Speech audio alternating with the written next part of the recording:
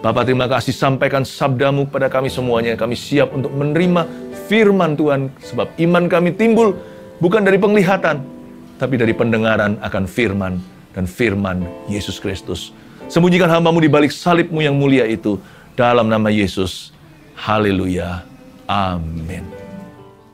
Sekarang kita berada di depannya kubur kosong. Saya nggak bisa taruh sofa di sini. Dan hujan lagi. Nggak apa-apa ya, dari sini saya sampaikan firman Tuhan.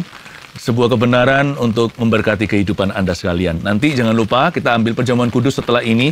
Siapkan roti, siapkan minuman. Air putih pun oke, nggak apa-apa. Kita baca Alkitab sama-sama. Saya beri judul 3 pelajaran berharga dari kubur Yesus di Israel.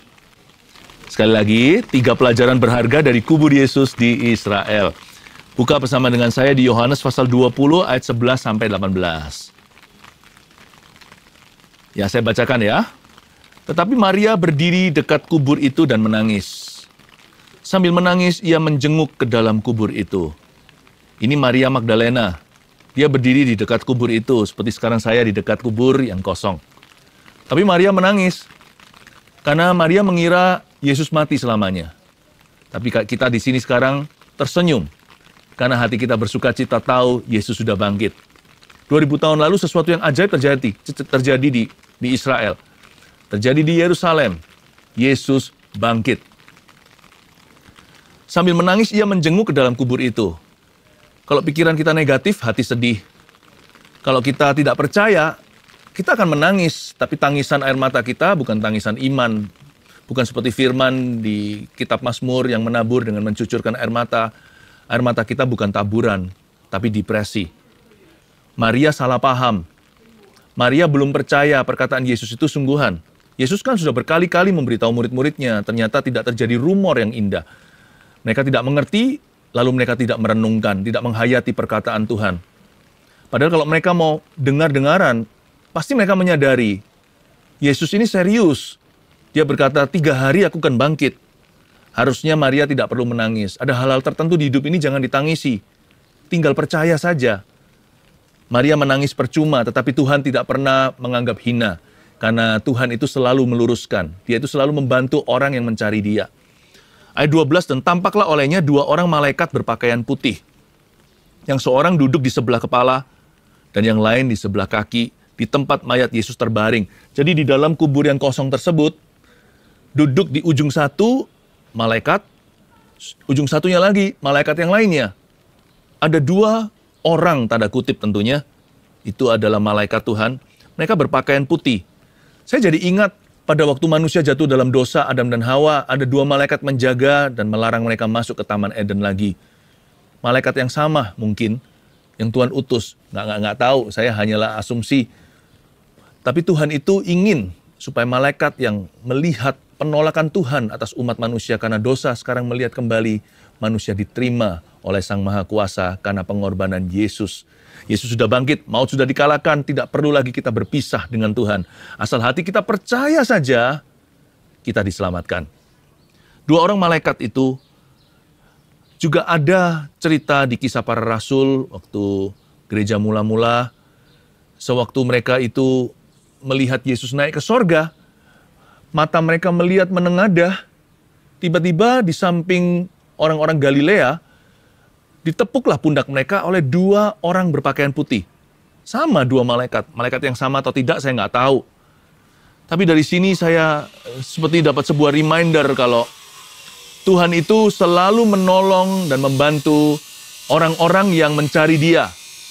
Ada servis atau ada pelayanan malaikat bagi setiap putra-putri Tuhan yang sedang berjalan dalam rencananya.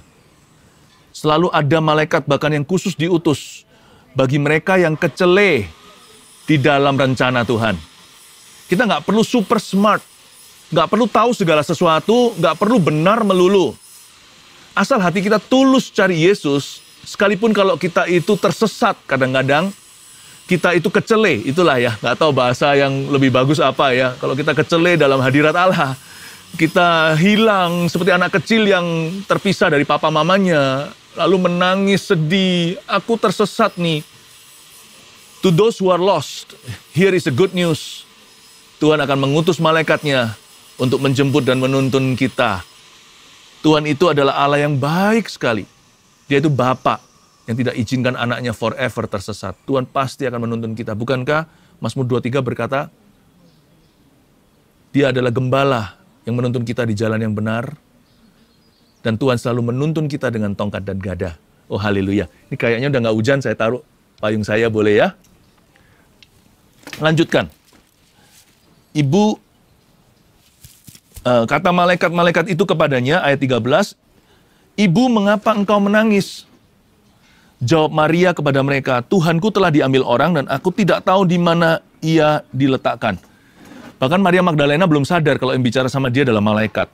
Karena malaikat itu sopan sekali, dikiranya gentleman siapa ya, tapi karena Maria lagi sedih, jadi dia nggak perhatikan.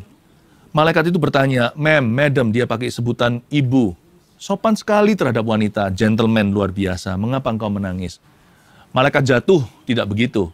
Setan dan antek-anteknya roh jahat itu kasar sekali, kotor, najis. Tapi malaikat-malaikat Kristus itu selalu baik hati. Tapi jangan menyembah malaikat ya. Jangan komunikasi dengan malaikat. Buat apa sih kita punya Yesus yang memiliki mereka semua. Tapi Tuhan akan mengutus malaikatnya bagi orang-orang yang mau berjalan dalam kehendaknya untuk membantu mereka. Jawab Maria, Tuhanku telah diambil orang dan aku tidak tahu di mana ia diletakkan. Dikira tukang kebon kali ya. Tapi dia berkata, Tuhan gak ada di sini. Ayat 14, sesudah berkata demikian, ia menoleh ke belakang dan melihat Yesus berdiri di situ. Tapi ia tidak tahu bahwa itu adalah Yesus. Mungkin malaikatnya lagi berhadapan. Bayangkan ya, tiba-tiba malaikat yang sedang berhadapan dengan kita, pandangan matanya menuju ke belakang punggung kita. Pasti kita juga ikut menoleh dong. Saya yakin ya kalau kita bicara sama orang, lalu orangnya itu melihat ke satu arah, kita matanya akan kita juga akan pasti terdorong melihat ke arah itu. Jadi Maria lagi bicara begini seperti saya melihat Anda. Lalu Anda melihat di belakang saya, ada apa sih? Oh, kubur yang kosong.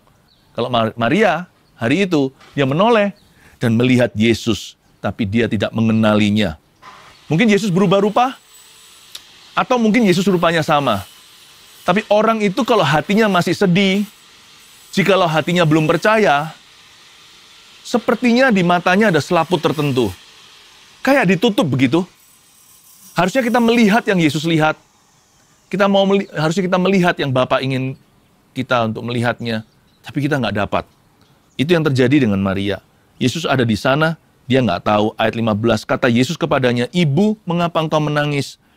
Siapakah yang kau cari? Maria menyangka orang itu adalah penunggu taman. Lalu berkata kepadanya, Tuan, jikalau Tuanku yang mengambil dia, katakanlah kepadaku di mana Tuhan meletakkan dia, supaya aku dapat mengambilnya. Sekali lagi saya terharu melihat bukan hanya malaikat. Yesus yang punya malaikat itu tidak kalah sopannya. Dia berkata, Ibu, madam, mengapa engkau menangis? Lady, why are you crying? Kenapa kamu mencucurkan air mata? Siapa yang kau cari? Maria menyangka orang itu adalah penunggu taman. Padahal Yesus jelas-jelas nggak mungkin tampangnya tukang kebon ya kan? Tuhan pasti rapi, berjubah putih, tapi tetap nggak bisa lihat tuh. Orang kalau nggak bisa percaya ya, hatinya kalau belum percaya, itu matanya itu buta. Ada mata rohnya itu nggak kelihatan. Lihat terang pun nggak ngerti itu Tuhan. Lihat kebenaran pun belum tahu bahwa apa yang Tuhan firmankan itu benar. Ayat 16, kata Yesus kepadanya, Maria. Wah, Maria langsung berpaling dan berkata kepadanya dalam bahasa Ibrani, Rabuni, artinya guru. Ayat 16 di sini mengajari kepada kita bahwa Yesus nggak perlu berkhotbah panjang lebar. Yesus hanya perlu sebut satu nama, Maria. Langsung dicelikkan matanya. Dan dia membalas dengan perkataan berikut ini. Dari sebuah kalimat yang penuh dengan respek kepada Tuhan. Rabuni, artinya guruku, Tuhanku, juru selamatku. Kata Yesus kepadanya, janganlah engkau memegang aku, sebab aku belum pergi kepada Bapa. Tetapi pergilah kepada saudara-saudaraku dan katakanlah kepada mereka, bahwa sekarang aku akan pergi kepada Bapakku dan Bapamu, kepada Allahku dan Allahmu. Maria Magdalena pergi dan berkata kepada murid-muridnya, Aku telah melihat Tuhan. I saw the Lord. Ya, I saw Jesus. Aku sudah lihat Tuhan.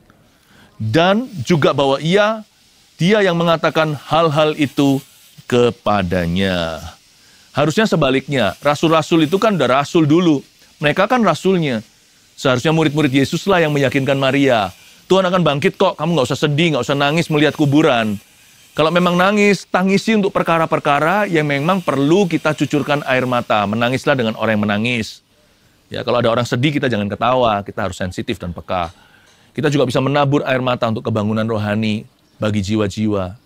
Tapi menangis untuk sesuatu yang Tuhan sendiri sudah janji kita akan berkemenangan. Tuhan janji ada kuasa kebangkitan. Kenapa kita nangis demi kematian? Nggak perlu. Dan jikalau kita memang perlu menangis untuk sesuatu, janganlah tanpa pengharapan. Hari ini kita diajari, ada 3 pelajaran berharga dari kubur Yesus di Israel. Dari pengalaman Maria Magdalena, nomor 1, tuliskan ini. Ketika hati belum percaya, akan ada selaput rohani yang menutupi mata kita. Hati-hati ya, dengan the spirit of disbelief. Dengan roh ketidakpercayaan. Karena waktu hati kita nggak percaya, efeknya langsung ke mata. Kita nggak bisa melihat Tuhan dalam hidup kita. Yang kita lihat hanyalah setan, persoalan atau permasalahan. Kita nggak bisa lihat the cross atau salib Yesus. Yang juga seperti tanda plus. Kita nggak bisa lihat nilai plus dalam segala keadaan. Yang kita lihat selalu negatifnya atau minus, kurang-kurangan. Mata itu langsung kena dengan hati. Jikalau telinga, hidung, tenggorokan itu menjadi satu grup, dokter THT itu kan selalu berurusan dengan seluruh itu yang di wajah kita. Tapi kalau hati itu langsung ke mata secara rohani. Maka itu kalau hati kita nggak mau percaya sama Tuhan, kita nggak akan melihat apa-apa. Dan kalau hati kita nggak mau percayakan firman, kita juga tidak akan mengalami rencana Bapa. Ketika hati belum percaya, akan ada selaput rohani yang menutupi mata kita. Ya, open the eyes of my heart, Lord. Selalu doa begitu. Open the ears, my ears, Lord. Buka mataku Tuhan, aku ingin melihat perbuatan-Mu dalam hidupku. Aku ingin melihat pekerjaan-Mu yang ajaib ya Tuhan. Aku percaya Tuhan, bahwa tiada yang mustahil bagimu. Dan barang siapa percaya, dia akan melihat itu terjadi. Saya minta dalam nama Yesus Keluarga Saat Teduh, langsung dari sini di Garden Tomb atau kubur Yesus yang kosong, saya minta Tuhan mencelikkan mata hati kita. Tugas Anda hanyalah belajar beriman. Belajar berkata, be it unto me according to your word, I trust in you. Jadilah padaku sesuai dengan kehendak-Mu, aku percaya kepadamu. Hal kedua yang kita pelajari dari pengalaman Maria Magdalena ketemu Yesus di kubur Yesus yang kosong itu adalah Tuhan itu sabar ya. Tuhan sabar menuntun orang yang tidak sempurna seperti kita, yang rindu mencarinya. Apa ya bahasa anak kecil ya? Tuhan itu ngefur atau ngalah sama kita. Harusnya Tuhan marah lah. Harusnya Tuhan tersinggung sama Maria. Gimana sih kamu ini? Ya, pinter atau enggak?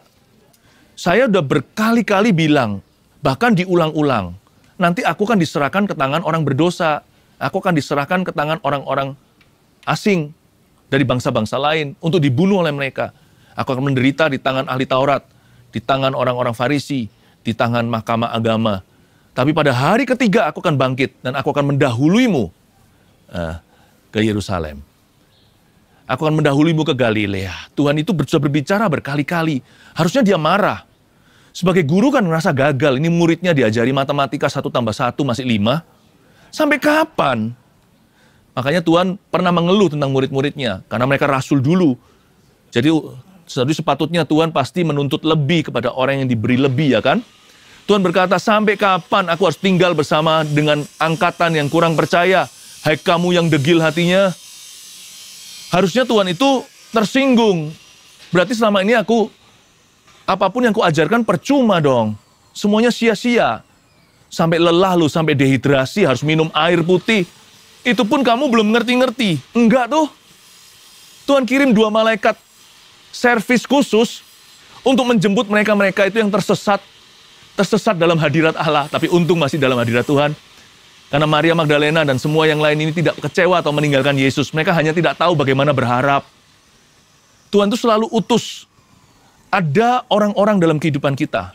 Meskipun mereka bukan malaikat beneran, tapi malaikat tanpa sayap. Yaitu saudara-saudara seiman yang diutus untuk menjemput orang-orang yang tidak menemukan jalan dalam kehidupan. Padahal jalan Tuhan ada di depan. Hanya karena hati mereka itu belum pas sama Yesus. Ada orang-orang yang Tuhan utus untuk bicara dalam hidupmu. Ayo layani Tuhan. Itu juga dari Tuhan.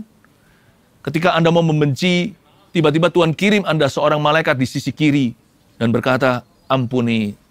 Itu juga dari Tuhan. Tuhan itu punya ada cara untuk menuntun orang berdosa di jalan yang benar. Untuk menuntun orang rendah hati di jalan-jalannya yang lebih tinggi. Tuhan itu punya aja hamba-hambanya. Tidak kekurangan hamba-hamba untuk diutusnya ke dalam hidup kita, agar kita jangan kecele di dalam rencana Bapa yang ajaib.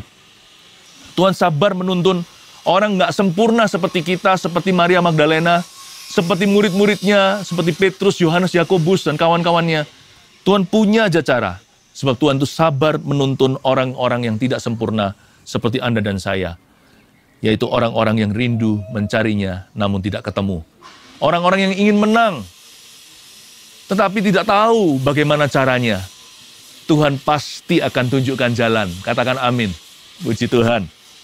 Yang ketiga, dari pengalaman Maria Magdalena ini, mata boleh gagal, telinga jangan sampai gagal. Karena iman kita itu timbul dari pendengaran, bukan dari penglihatan. The eyes may fail us, but your ears must not fail you.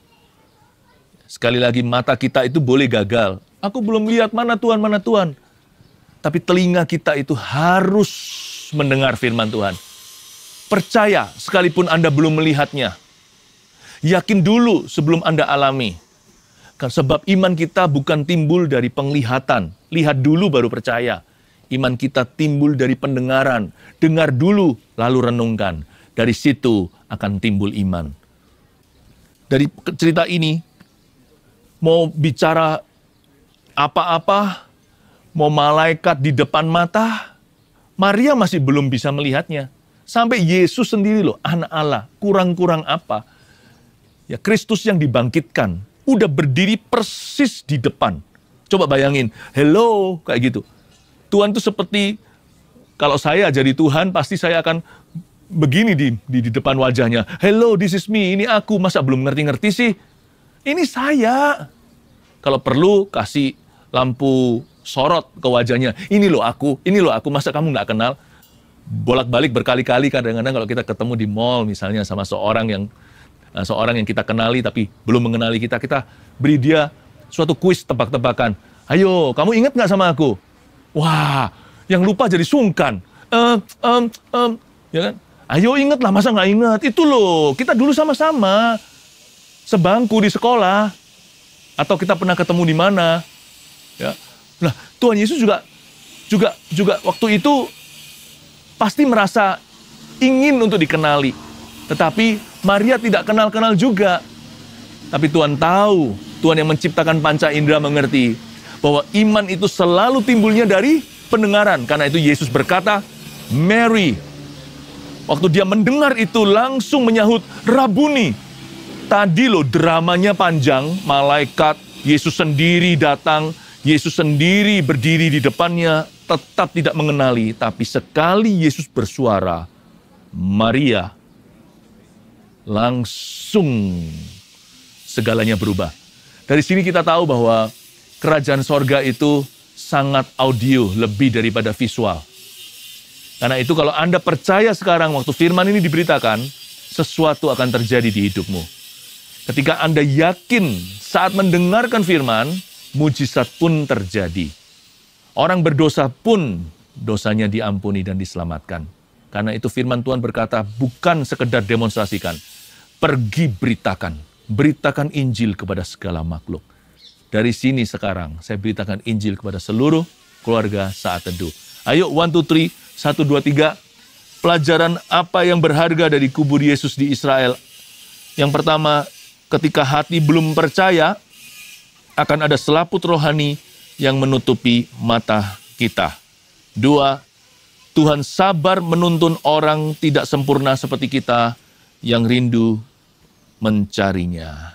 Gak apa-apa being imperfect atau tidak sempurna. Jesus loves you.